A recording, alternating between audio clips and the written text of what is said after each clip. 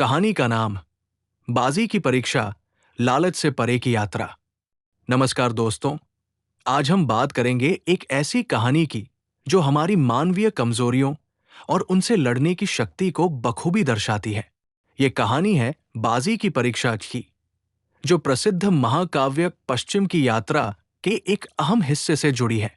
पश्चिम की यात्रा में हमें कई रंग बिरंगे पात्र मिलते हैं, जिनमें से एक है बाजी, जिन्हें हम हिंदी में सुअर या सुअर बाबा के नाम से भी जानते हैं। आइए पहले थोड़ा इनके बारे में जान लेते हैं। पृष्ठभूमि: बाजी कौन है? बाजी एक अजीबोगरीब लेकिन बेहद रोचक पात्र है। वे एक पूर्व स्वर्गीय योद्धा थे, जिन्हें उनके लालच और असभ्यता के कारण स्वर्ग से निष्कासित कर दिया गया।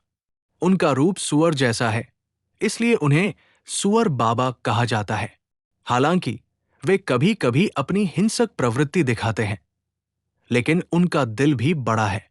वे गुरु और उनके 3 शिष्यों तांग सेंजांग, साधु, मंकी किंग, वानरराज और बाजी खुद की टोली में शामिल होकर पवित्र ग्रंथों को पश्चिम से लेकर चीन लाने की यात्रा पर निकलते हैं।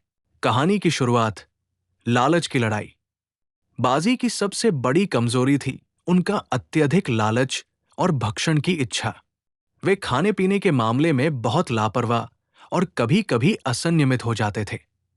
उनकी ये कमजोरी कई बार पूरे मिशन को खतरे में डाल देती थी। जैसे ही रास्ते में कोई भोजन या स्वादिष्ट व्यंजन मिलता, बाजी का ध्यान पूरी यात्रा से हटकर केवल खाने की तरफ हो जाता। उनका यह स्वभाव यात्रा के लिए बहुत बड़ा संकट था, क्योंकि उनकी लालसा कभी-कभी उनकी बुद्धि और विवेक पर हावी हो जाती।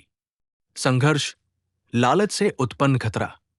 एक बार की बात है, जब वे एक घने जंगल से गुजर रहे थे। वहां एक जादुई फल का पेड़ था। उस फल को खाने से अपार शक्ति मिलती थी। बाजी ने उस फल को खाने की इच्छा जताई, लेकिन गुरु तांग सेंजांग ने उन्हें मना किया, क्योंकि उस समय फल खाना यात्रा के नियमों के खिलाफ था। पर बाजी की लालसा इतनी बढ़ गई कि वे उस नियम को तोड़ने की सोचने लगे। अगर वे फल खा लेते तो उनकी ताकत बढ़ती, लेकिन साथ ही वे पूरे मिशन को जोखिम में डाल देते। उनका ये स्वार्थ और लालच पूरे दल की सुरक्षा और सफलता पर संकट खड़ा कर रहा था।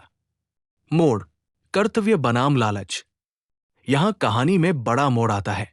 बाजी को अपनी लालसा पर काबू पाना था।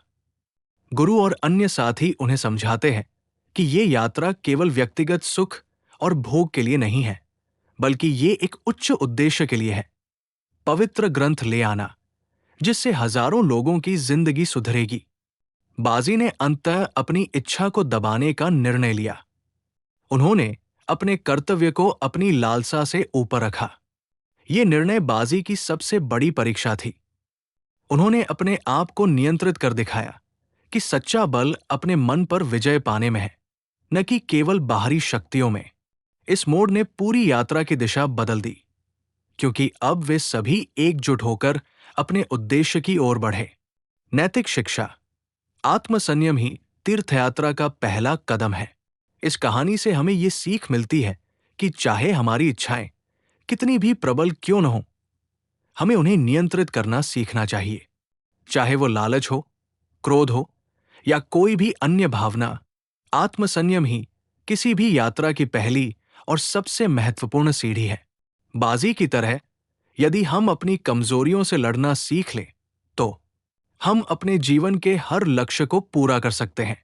वास्तविक जीवन में इसका महत्व: आज के समय में भी हम सभी के सामने अनेक प्रकार की इच्छाएं और लालसाएं होती हैं, चाहे वो भौतिक संपत्ति की हो, खाने पीने की हो या किसी भी प्रकार की तात्कालिक संतुष्टि की। यदि हम बाजी की कहानी से सीख लें और अपने मन को नियंत्रित करना सीखें, तो हमारा जीवन सरल, सफल और सुखद हो सकता है। आत्मसंयम से ही हम अपने लक्ष्य के प्रति जागरूक और समर्पित रह सकते हैं। सारांश: तो दोस्तों, बाजी की परीक्षा हमें याद दिलाती है कि लालच और इच्छा कभी भी हमारे उद्देश्य से ऊपर नहीं होनी चाहिए। जब हम अपने मन को काबू में रखते हैं, तभी हम सच्चे अर्थों में आगे बढ़ पाते हैं। ये कहानी केवल एक मनोरंजक कथा नहीं, बल्कि एक गहरी जीवन शिक्षा है।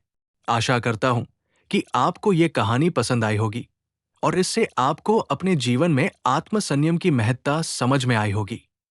अगली बार फिर मिलेंगे ऐसी ही रोचक और ज्ञानवर्धक कथाओं के साथ। तब तक के लिए अपना ध्यान रखें और अपने मन को मजबूत बनाएं। धन्यवाद।